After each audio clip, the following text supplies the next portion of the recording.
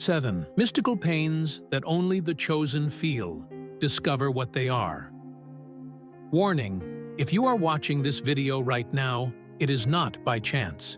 A spiritual force has guided you here because you are about to discover 7 mystical pains that reveal your true divine identity.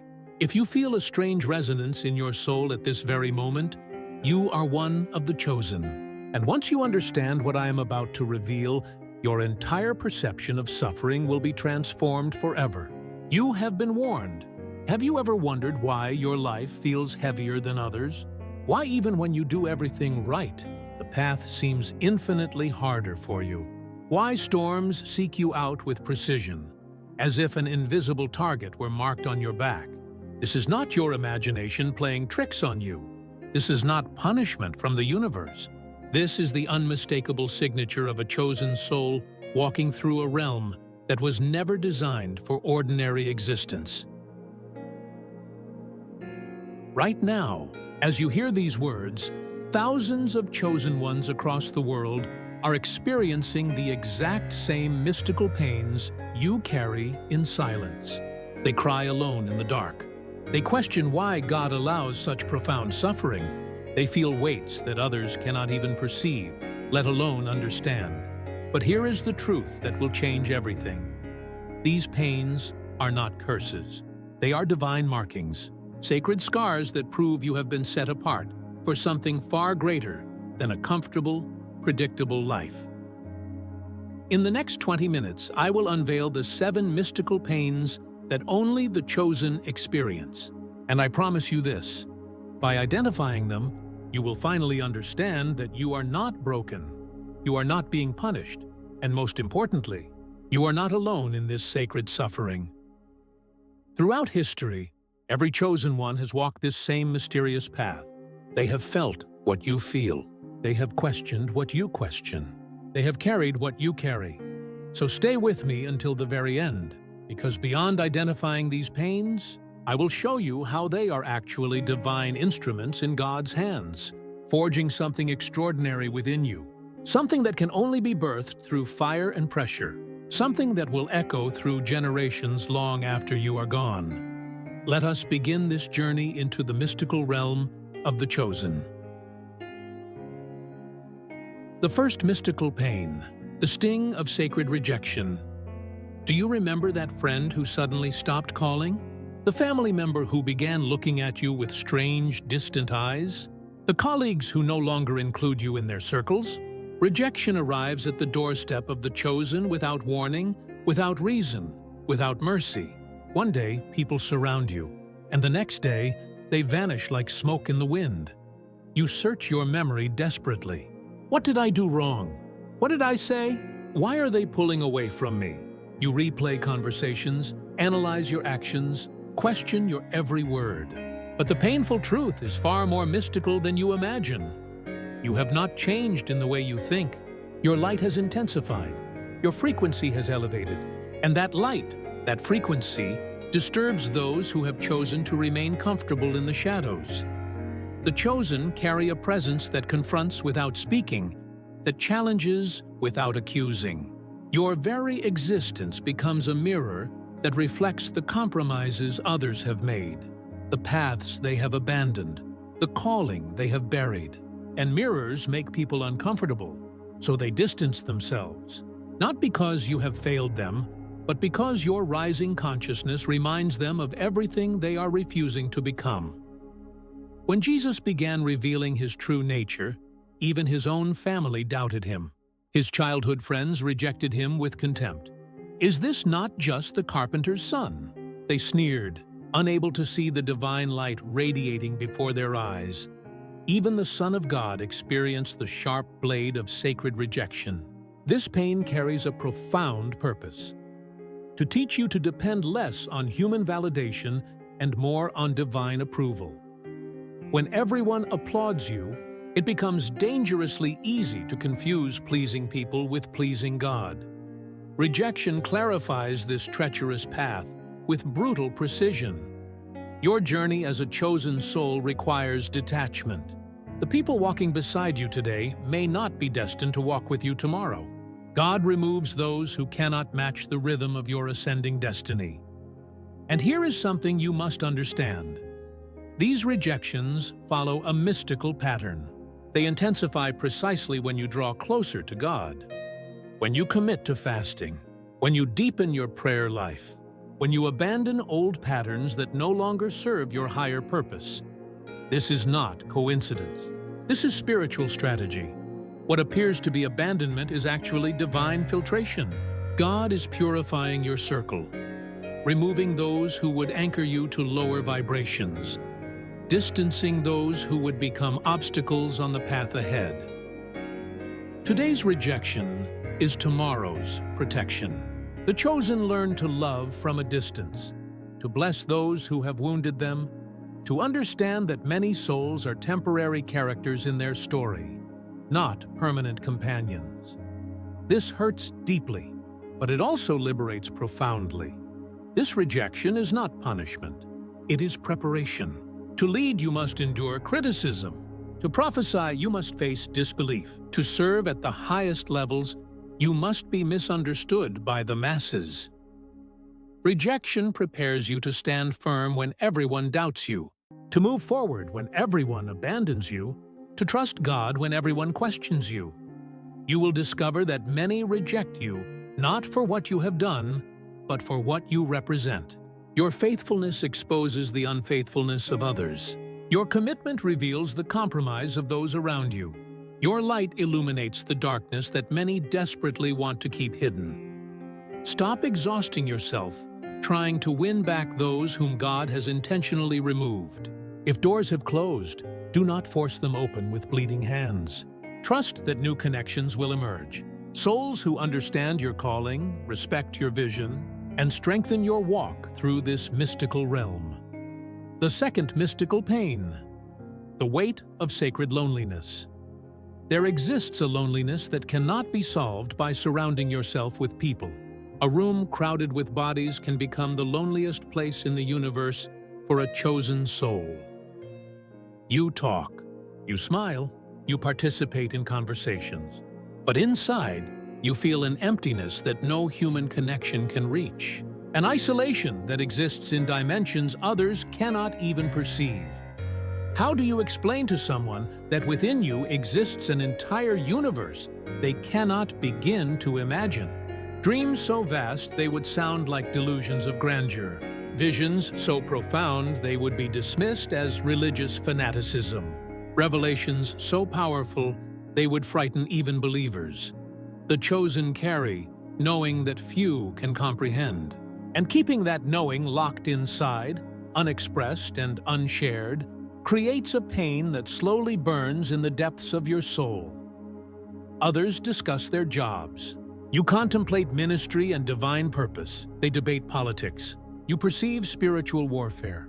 They worry about tomorrow's concerns. You perceive eternity unfolding. These are different worlds, separate frequencies. And this creates a chasm of communication that pushes you into profound isolation. This loneliness has a sacred name: purposeful solitude. It descends when you walk toward a destiny that only you can see. Others may love you genuinely, but they cannot see what God has planted in the garden of your heart. The weight of the vision belongs to you alone, and carrying it in solitude is exhausting beyond measure. The silence that follows your deepest prayers can be deafening. Sleepless nights wrestling with doubts you dare not voice. Spiritual crises you hide even from those closest to you. A chosen one learns to fight battles alone, because some wars are too sacred, too personal, too mystical to be shared. Jesus experienced the peak of this loneliness in the Garden of Gethsemane. He asked his closest disciples to stay awake and pray with him, but they slept while he sweated drops of blood, wrestling with the weight of humanity's salvation. Even God in human form felt the crushing weight of being completely misunderstood. "Father, if possible, take this cup from me." A plea made in the deepest solitude imaginable. Have you felt this anguish? Having friends, family, brothers and sisters in faith surrounding you, yet feeling that absolutely no one truly understands your pain? your struggle, your calling. This is the unmistakable signature of a chosen soul. That perpetual sense of being out of place, even among your own people. Loneliness also manifests in moments of critical decision. When God asks for something radical, human advice inevitably points toward the safe, comfortable path. Be practical, they say. Be reasonable. But the Spirit whispers, "Trust me and go," and no one but you can hear that whisper. The decision, with all its weight and consequences, rests solely on your shoulders. If you are resonating with these mystical pains, if you feel that someone finally understands the sacred burden you carry, I invite you to subscribe to the Light of Wisdom. We are building a sanctuary for chosen souls, a space where you can finally feel understood. Click that subscribe button now, because you are not meant to walk this path alone. The third mystical pain, the battle of two natures. Inside every chosen one rages a silent war that no one else can see. A battlefield where two natures clash violently every single day. On one side stands a spirit that hungers for God with desperate intensity. On the other side writhes a flesh that resists with equal ferocity. This is an exhausting conflict that unfolds in the hidden territory of your own being. The mental confusion feels overwhelmingly real. You love God with every fiber of your spiritual being, yet you find yourself entertaining thoughts that fill you with shame. You rise early to pray, and suddenly drowsiness attacks like a drug. You open the Bible with pure intention, and your mind scatters in 1,000 directions. You commit to fasting, and the smell of food becomes more irresistible than ever before. This internal war makes you question your own sincerity. Am I truly chosen, or am I deceiving myself? The chosen feel a different weight when they fall, because they know more. The responsibility crushes heavier. They understand truth with clarity, have experienced grace personally, have tasted the presence of God, and still they stumble. The guilt that follows is not ordinary guilt. It is overwhelming, almost paralyzing, threatening to swallow you whole. The Apostle Paul described this conflict with brutal honesty. "I do not do the good I desire, but the evil I do not want is what I keep doing." Even this giant of faith, this pillar of the early church, confessed his internal battle openly. Notice something crucial. He wrote these words years after his dramatic conversion, not as a spiritual infant taking his first steps. This war intensifies because the chosen have targets painted on their backs in the invisible realm. The enemy knows your potential with terrifying clarity and attacks precisely where you are most vulnerable. Do not deceive yourself. The greater your calling, the more intense and specifically tailored the temptations will be. The attacks are personalized with surgical precision. If you are called to preach truth, your tongue will be tested through gossip and deception. If you are called to lead movements, pride will knock constantly at your door. If you carry an anointing for worship, vanity will attempt to transform ministry into performance. The most painful aspect? Watching other believers who do not seem to face the same intensity of struggle. From a distance, many appear to possess an inner peace that remains only theory for you.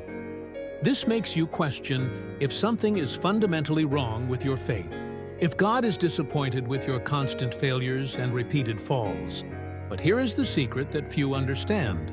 This conflict is not a sign of weakness. It is evidence of spiritual sensitivity. Those who no longer feel this war have usually surrendered to one side. The absence of internal conflict often indicates not victory, but defeat. It reveals someone who has stopped fighting altogether. The chosen possess razor-sharp awareness. They feel the weight of sin that others casually ignore. They are troubled by behaviors that the world considers perfectly normal. And this sensitivity, though painful, is a sacred gift. It means the Holy Spirit is alive and actively working within you. Even more challenging is when the battle involves territories no one else can see. Not just external actions, but thoughts, intentions, motivations hidden in the depths of your consciousness. The chosen learn that holiness extends far beyond visible behavior. It is a matter of inner purity in places where only God's eyes can penetrate. This conflict intensifies at strategic moments. Have you noticed how temptations seem to multiply in strength just before a spiritual breakthrough? Before a retreat, a baptism, taking on a new level of ministry? This synchronicity is not random. It is enemy strategy. The flesh is brilliantly creative in its justifications. It discovers theological loopholes for questionable behaviors. It quotes scripture out of context to soothe a guilty conscience. It compares your failures with the failures of others to relativize sin. This capacity for self-deception is genuinely frightening. What you desperately need to understand: this struggle does not end in this lifetime. There is no arrival point where the flesh completely silences itself. What transforms is your capacity to respond, your speed of recovery, your honesty before God when you inevitably stumble. You are not called to be perfect. You are called to be authentic, not to never fall, but to always rise, not to have no struggles, but to learn to fight the right way. The good news that changes everything: you are not alone in this war. The same Spirit dwelling in you intercedes with groanings too deep for words. Christ, your high priest, intimately knows your weaknesses and prays for you continuously. The greatest revelation a chosen one can receive. This struggle, though agonizing, produces supernatural strength. It is in confrontation with your own weakness that you learn to depend entirely on grace. Each internal battle draws you closer to true humility.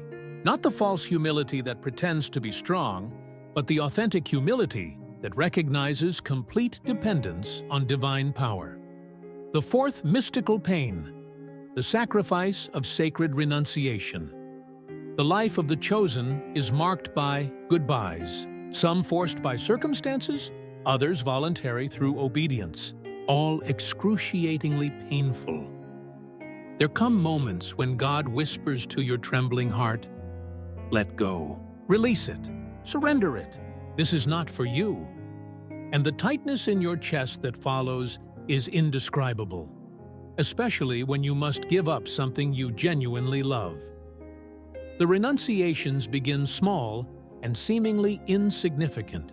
A television show that no longer builds your spirit, a song that now disturbs your elevated frequency, a habit that once seemed harmless, but now weighs on your awakening conscience. Gradually, your sensitivity increases like a dial being slowly turned. What was once completely normal now feels spiritually heavy.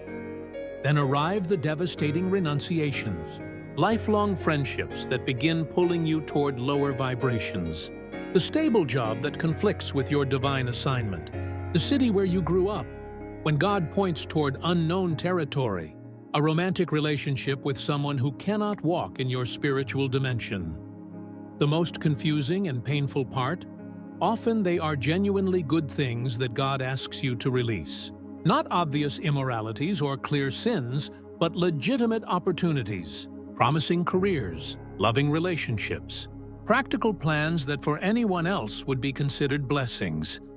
But for you, they would be deviations from destiny.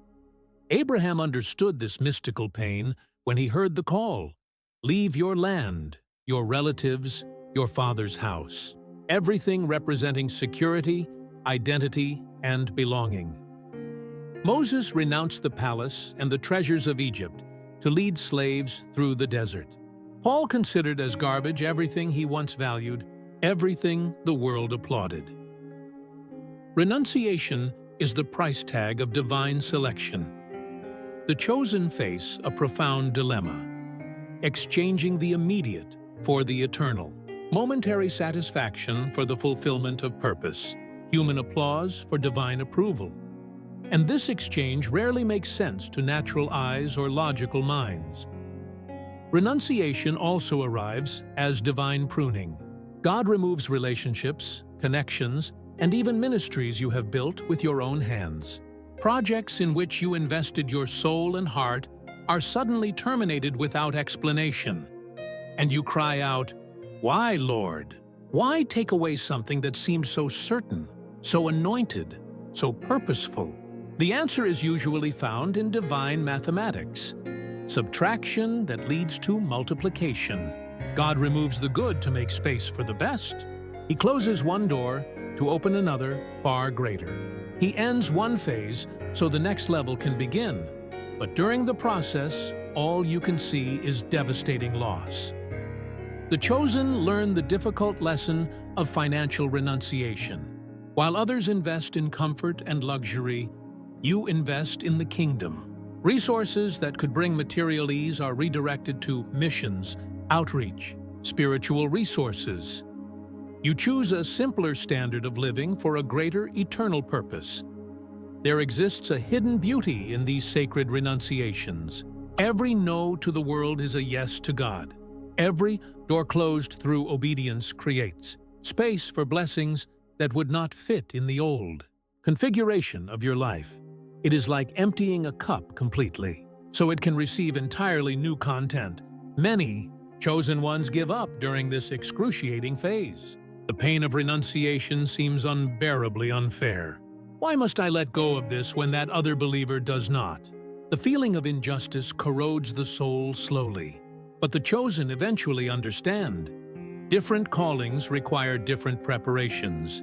The deepest renunciation of all is the death of ego, dying to yourself daily, releasing control, your methods, your will, your plans. As John the Baptist declared with profound humility, "He must increase, but I must decrease." This decrease of self is simultaneously the most painful and most liberating renunciation. Jesus summarized this truth with crystal clarity. "If anyone wants to come after me, let him deny himself, take up his cross, and follow me." The path of the chosen is one of constant self-denial, but each renunciation shapes you, molds you, brings you closer to the final form that God envisioned before you were born. The fifth mystical pain, the agony of divine waiting. Time moves differently for the chosen. While the world rushes forward at breakneck speed, you seem trapped in slow motion. Days blur into weeks. Weeks stretch into months. Months accumulate into years. And the promise that God planted deep in your heart remains exactly that. A promise without any visible signs of fulfillment. God's silences are deafening in their intensity. You pray with desperation and feel absolutely nothing. You seek direction and encounter only closed doors in every direction. The last prophetic word you received was so long ago that you begin questioning whether you truly heard God, or merely imagined what you desperately wanted to hear. Joseph understood this, waiting in the darkness of the Egyptian prison. He received grand dreams at 17 years old, but spent years forgotten in a dungeon, abandoned and alone. David was anointed king while still a shepherd boy, but spent a brutal decade fleeing through caves, pursued like a wild animal by the very king he was destined to replace. The waiting tested every fiber of their faith. The spiritual desert feels endless when you are walking through it. Prayers become empty monologues echoing in darkness. Worship services become lifeless routines you endure. The Bible's words no longer penetrate your heart, and the inevitable thought rises like poison. Has God abandoned me? Has He forgotten what He promised? Did I imagine all of this? In these prolonged seasons of waiting, the chosen face, the demon of comparison. You watch others advancing rapidly, conquering territories, receiving immediate answers to prayers. Testimonies of instant miracles make you question why your process is so slow, so difficult, so silent. The temptation to manufacture results becomes almost irresistible. When God takes too long, we want to help Him along, like Abraham, who fathered Ishmael through Hagar, because the promise of a Legitimate son was delayed beyond reason, like Saul, who offered unauthorized sacrifices instead of waiting for Samuel to arrive. Impatience leads us to create human solutions for divine promises, and these solutions always create complications that last for generations. The sixth mystical pain, the burden of seeing what others cannot. In spiritual conversations, you constantly hold yourself back. You share only a small fraction of what you truly think or perceive. Because the previous times you were completely authentic, the reactions were discomfort, distrust, or outright rejection. This constant self-censorship is emotionally and spiritually exhausting. Jeremiah knew this particular loneliness intimately, called the weeping prophet, labeled pessimistic, accused of being a traitor to his own nation. He was surrounded by people but utterly alone in his vision. He saw what the people refused to see. He carried a weight that others could not feel. He wept for a coming tragedy that others denied with anger. This loneliness carries divine purpose, to push you into deeper intimacy with God. When even fellow believers cannot fully understand your perceptions, you learn to find in the Father all the understanding, acceptance, and direction your heart desperately needs. The seventh mystical pain, the mystery of purposeful suffering. The final mystical pain is perhaps the most confusing of all. Suffering that seems to serve no logical purpose. Pain that arrives without warning and lingers without explanation. You cry out for understanding, but heaven remains silent. You search for lessons, but find only more questions. You beg for relief, but the suffering continues its mysterious work. This is the pain that refines like fire, that pressures like a diamond being formed in the depths of the earth. It is suffering that makes no sense in the moment, but reveals its purpose only in retrospect. The chosen learn that some pain is not punishment, but promotion. Not rejection, but selection. Not curse, but consecration. If while absorbing these words, you felt that familiar knot in your throat, that tightness in your chest that says, finally, someone understands. You are undoubtedly one of the chosen, someone that God has set apart for a purpose transcending the ordinary, the comfortable, the predictable. Your pains are not random accidents. They are precision tools in the hands of the divine potter. Each rejection teaches you to rely less on human approval. Each loneliness deepens your intimacy with God. Each internal conflict refines your character. Each renunciation creates space for something greater. Each season of waiting builds endurance. Each misunderstood vision strengthens your resolve. The chosen do not walk easy paths, but they walk meaningful journeys. While others live on the surface, you dive into the depths. While many seek comfort, you seek purpose. The difference lies not in the absence of pain, but in the meaning that pain carries. Your process of refinement seems endless because your diamond has countless facets. God sees in you a potential you cannot yet perceive. Every cut, every pressure, every polishing serves to reveal the brilliance hidden from the beginning.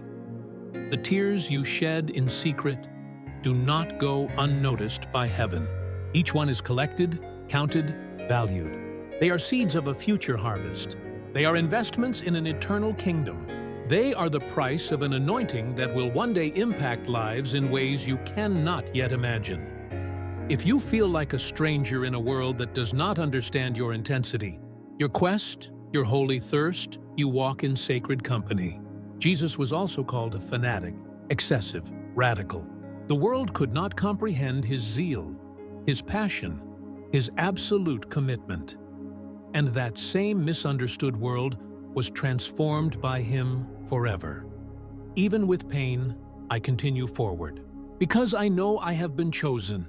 Because those who are chosen feel differently, love differently, see differently, and overcome differently. Do not give up now. The best chapters are yet to be written.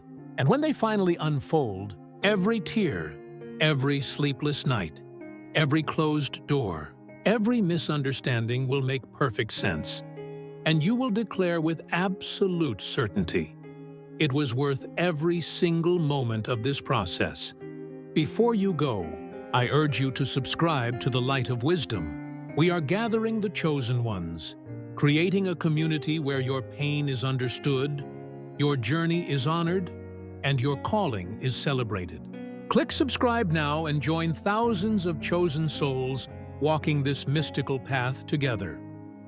The road may be narrow, but the destination is glorious beyond imagination.